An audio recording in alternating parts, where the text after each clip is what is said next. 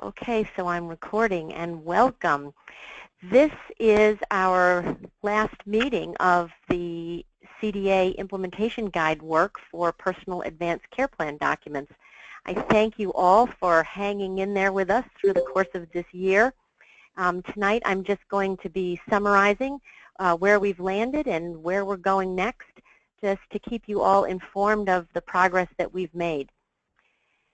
We'll do a brief project update, kind of recap on the final ballot statistics and some of the highlights from the ballot revisions that we did, and cover a timeline for publication of this standard and when it will become open for public access.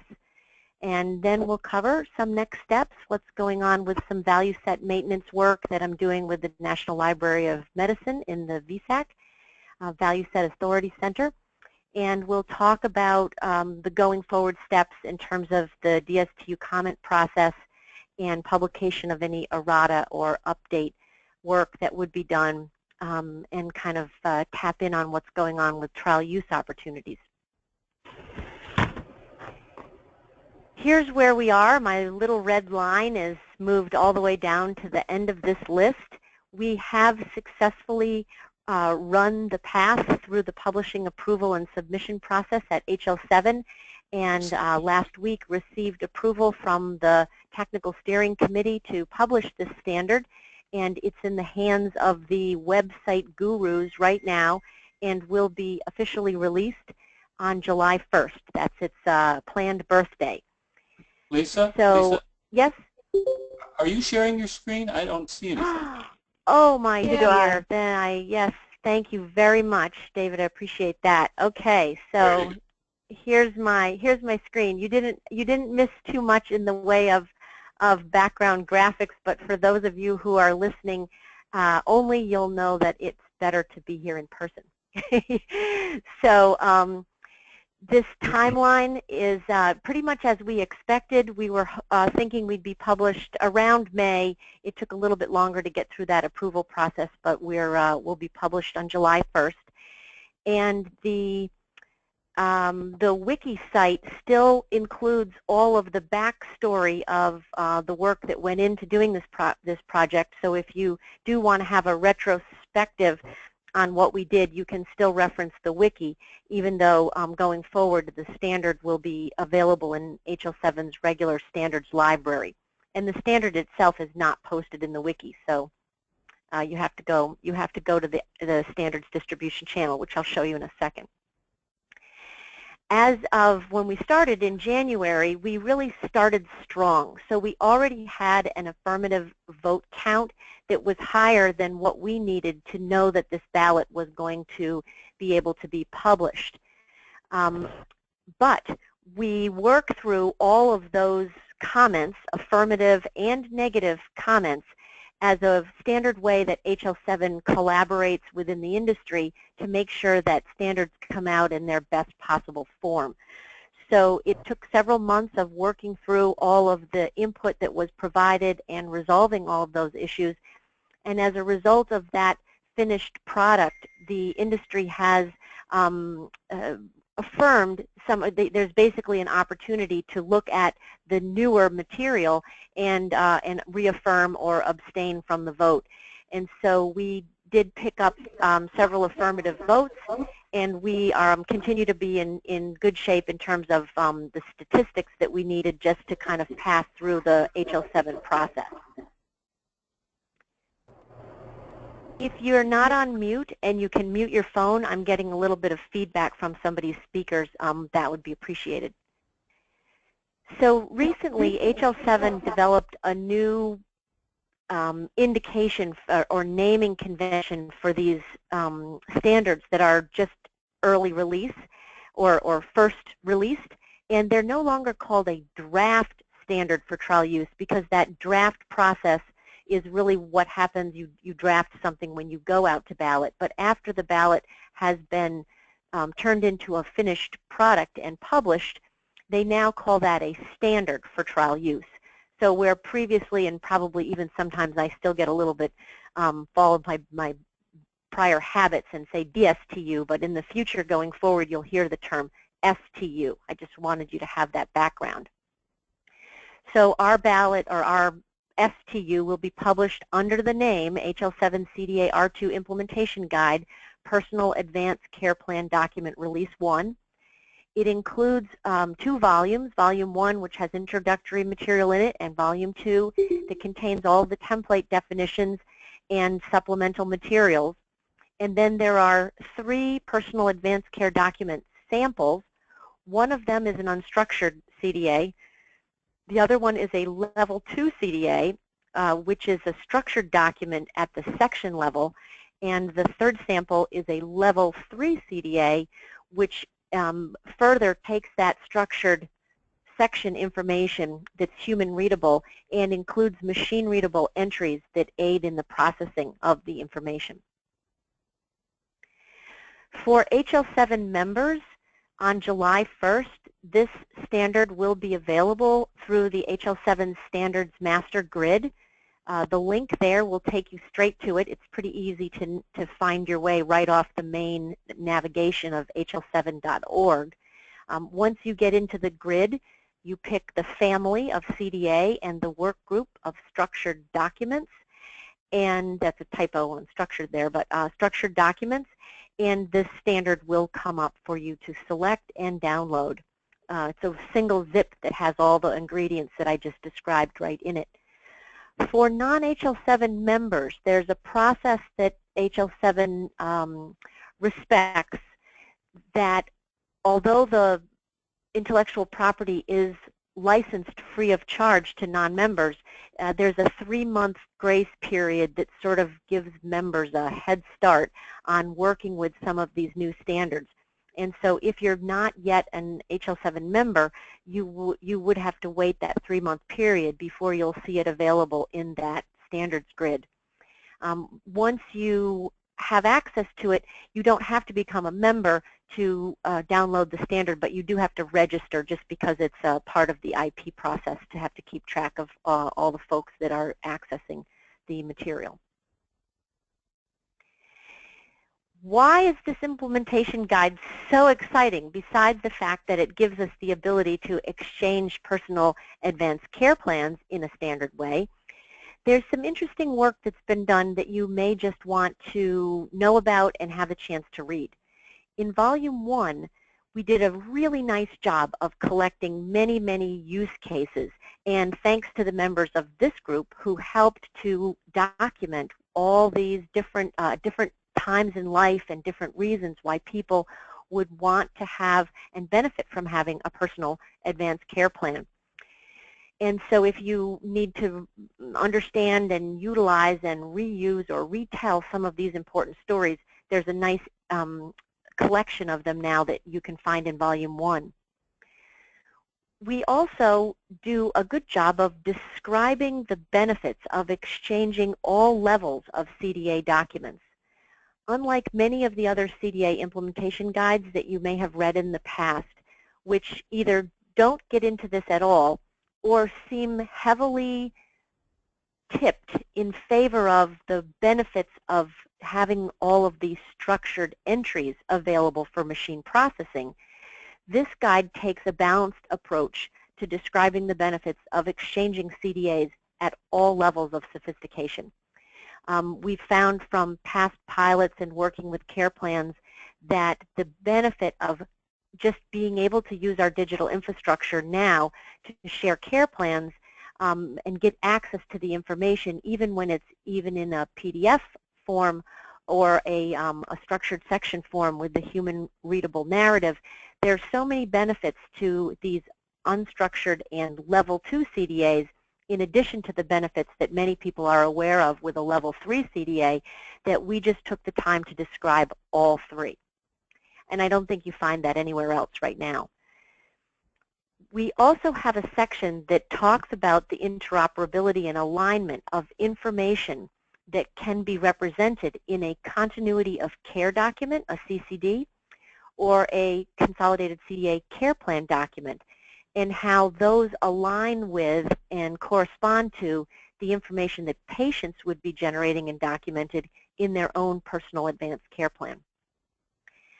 Finally, I think in Volume 1, one of the important things to note as a distinction, just because many people are beginning to think about and talk about advanced directives now, is that a personal document is a document that describes a person's goals, preferences, and priorities. It is not a physician's order. We do have a section that talks a lot about what a MOLST and a POLST is, and how, in fact, orders are not the same thing as these described goals, preferences, and priorities that a person wants to document. And there is a way that a person who does have an order in place, a MOLST or a POLST, how this personal advanced care plan document can point to and reference a clinical order, but it makes a clear distinction between these two things, so it doesn't muddy the water there. And if you're going to be out working with others in this space, I think it's important to have a firm anchoring in your mind to be able to distinguish the two, and Volume 1 does a nice job of describing that. And in Volume 2, I think the highlights here to know about and has some value outside of even this implementation guide is the definition of a personal goal, an entry template for representing personal goals, entry templates for representing personal intervention preferences, and entry-level templates for representing priorities, personal priorities. So these foundational entry templates are aligned with work that had been done in consolidated CDA, but they really take us a step further in terms of thinking about how would individuals this kind of information be represented for an individual in a patient-generated document. I didn't call it out, but obviously the big play here is that there's a definition of a document template and 5 standard sections for health, agent, assignment, your goals, preferences, and priorities under certain conditions of your health, goals, preferences, and priorities around upon death, things like preferences on organ donation and other things that you would want to be able to talk about after you had died, and then care experience goals, preferences, and priorities, as well as some administrative stuff around witnesses and notaries, etc. So Volume 2 is the full gamut from the document as an unstructured document or a Level 2 CDA using those sections that I just described, and then all the way down to machine-readable entries and some of these cool new entry templates that we've got defined. And finally, for so many people, even though the guides have so much rich information in them, ultimately those sample documents are just super helpful, especially for your technical people who like to be able to dig right in and look at the examples of how that's done. And so we did provide a sample of each type of PACP document. This is the only very detailed slide that I'll torture you with, but I showed this work earlier when we were first envisioning the ability to create some wireframe diagrams that would succinctly describe for people how information contained in these different sections of these standard documents, how the information related to each other. And I think I just give a shout out to Brian Scheller, David Tao, and Melinda Owens, who hung in there with me for several meetings and several revisions of these wireframes to simplify them down to something that we think is fairly understandable. It shows in this one, there's a bunch of ones, but this is sort of the summary combined view here. But it does take us through how a clinical summary, like a CCD document, has information in it that can eventually, over time, relate to and be influenced by information that would be carried in and documented by a patient in one of these sections of their personal advanced care plan, and how, in fact, larger clinical the patient could take into consideration in the goals and interventions that are established in that plan, could take into consideration goals, preferences, and priorities that have been expressed by the patient in their advanced care plan. So this is in volume 1. All of those little numbered dots have a couple of paragraphs of explanation that go along with them, and there's a few other wireframes that, that show the possibilities. So that's kind of a highlight there. In terms of next steps, I'm going to run through these 4 points. We have updated value sets in the implementation guide. The tool that I use, the Lantana Trifolia template tool, enables us to create value sets in that tool, and they publish in the IG, and that's very, very helpful. But ultimately, the goal is to have all published value sets be accessible from the NLM's VSAC, Value Set Authority Center. And so the early work was didn't include the broad set of standard questions that this analysis turned up for us. But over the course of publishing this guide, we have expanded that set significantly and worked with Regentstreif to increase the concepts that are available in LOINC for these standard types of questions that would be asked in those various sections of the document that I just showed you. So LOINC 2.55 is about to be released at the end of this month, and we've already pre-coordinated with them, so the codes that we have worked to establish are available, and we were able to publish them in the HL7 IG that's coming out, just be right like the day after LOINC releases 255. The HL7 guide will be published, and then the National Library of Medicine requires a couple of weeks for them to uptake that new code system. And on July 18th, I will go in and update the published value sets there, and then everything will be in sync. And implementers going forward would have that nationally available value set repository to grab value sets, export them, just way easier than just reading them out of the paper implementation guide. My point in mentioning all this is just to let you know that this has really been a use of a mature process for managing and sustaining standard questions for advanced care planning.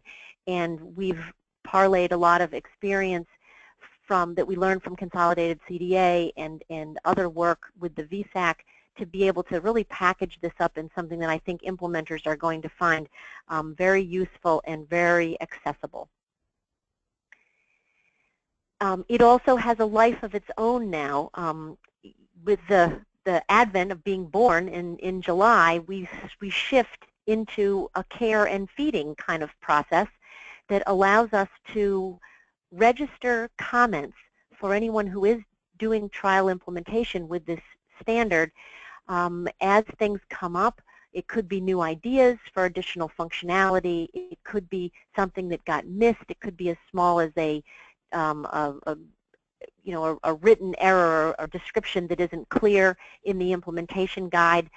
All levels of comments can be posted right through the HL7 website in this STU comment process, and then we resolve these comments kind of similar to the way we went through the ballot process. So the comments all get read and disposed of and voted on for what would be appropriate resolution. And then there's a process that HL7 governs that's called an STU update. And after we've reached resolution, we have the ability to produce an errata sheet, which is just a listing of corrections that implementers would benefit from. And that errata sheet gets flipped into the download package, and anybody who picks up the standard after that has the benefit of all these errata corrections. The only downside is that you have to know to go and re-download the kit in order to pick up the errata sheet. I have an errata on my errata there. I have a typo. Sorry about that. The STU update can also be produced, which allows us to take the corrections identified as needed in the errata and apply them to the publication and then republish. And it's a much less time-consuming kind of thing than what we went through to get the first ballot published. It takes about a couple of weeks. You get notification that there is an update for consideration, and implementers and HL7 members can go in and post comments. We resolve them and make improvements, and then ultimately republish an update, and it gets an updated number, like STU 1.0 would become 1.1, and that's a very nice way for being able to incrementally improve this standard over time as we gain experience with it. We have several trial implementations that are being discussed and proposed right now. Some of them are early enough that I'm not really at liberty of sharing all of the details and the folks and companies that would be involved. But I know that we have, I think I saw Scott Brown from My Directives online. I don't know if, Scott, if you might want to mention anything that you guys have planned in terms of looking at the use of the standard. Yeah, sure. Hi, everyone. It's nice to join you today. While we have everybody on the line, I know, Lisa, that people have been congratulating you along the way and singing your praises, and we certainly do that as well. And just because it's being recorded, I wanted to make sure that we let everyone know what remarkable work you have done, and what a pleasure it's been to work with you on this. We think it's exciting. We think it's definitely something that's long overdue, and so we're proud to be a part of it. I do want to let the people on this call know that ADVault is already doing content creation under the standard for trial use in the unstructured CDA. We're working on level 2 and level 3, and we have already actually had providers that are requesting us for as high as level 3 CDA, which is kind of down the road. But we are working on it, so we're glad that the standard is out there. We're also working with providers to map. I think, Lisa, you mentioned that mapping process that happens once the personal advanced care plan makes it into the EHR, how that gets translated into medical orders. And so we are working with some of our customers, some of the healthcare providers really across the United States on mapping that process to make sure that patient goals, preferences, and priorities are turned into actionable medical orders within the EHR that are discoverable anytime, any place. So it is we have established that CDA standard. We have the standard for the content transmission and are achieving interoperability across multiple systems on multiple EHR vendor platforms. So we're excited about what's going on. We are looking for additional content consumers, folks that we can work with to be able to consume the information that we're producing in unstructured CDA. So if people on the call are working, I know we've got some high-level people on this call that have some influence and authority. If there are partners that are interested in working with us on consuming patient goals, preferences, and priorities for their medical care that are being generated as content in CDA, we're interested in talking with you, and we can always do that offline. I think everyone here knows, looking at the list, I think everyone knows how to get in touch with me. So we'd be excited about talking with you and working on additional projects. Awesome, awesome. Well, we thank you, because one of the hardest things when standards are developed is finding implementers who will initially pick them up. And I will say, from my experience working with other care plan pilots, having a vendor who's willing to pick up that content creator role, it's the heaviest lift. But once there are content creators creating documents, many different organizations can participate in piloting through content consumption. And it's the yin and the yang of the whole thing. But with ADVault on board as a content creator, it really does create a lot of possibilities for trial use in other areas. So Scott Brown has offered to have you contact him directly, or if you know of other people and you'd like to reach out to me about that, I am interested in making matches so that we can see this standard being used both on the content creator and content consumer side of the equation. Lisa and Scott, yes. this is Leslie, and I would love just to get a little paragraph describing what that ideal relationship might look like and the responsibilities. I was just at a meeting with NQF and about, I don't know, 40 different providers very interested in this space, and maybe I can do a plug. That would be wonderful, Leslie. We can absolutely provide that with you. Provide that to you. Thanks, Scott. Thanks. Great lead-in for this, because this has been an amazing group of people who all care a lot about seeing this to come to fruition and seeing patients have the ability to have their goals, preferences, and priorities be taken into consideration and communicated in this new HIT landscape the way that we can envision that it should be possible. And so the whole group, I hope that we will all stay connected now that we've done this, spent almost a year together being connected. Let's stay connected and stay connected to see what's possible and what we can make happen. You have my contact information there on the screen. Feel free to email me or call me on the East Coast time zone anytime. It's been an absolute pleasure. We have a couple of minutes. We don't have to take the full hour, but you know, Leslie was talking about some of the stuff that she was involved with NQF the other day. I think what I'm going to do is stop the recording so that this would be the end of our regular conversation that we can share with others. But if folks want to take a minute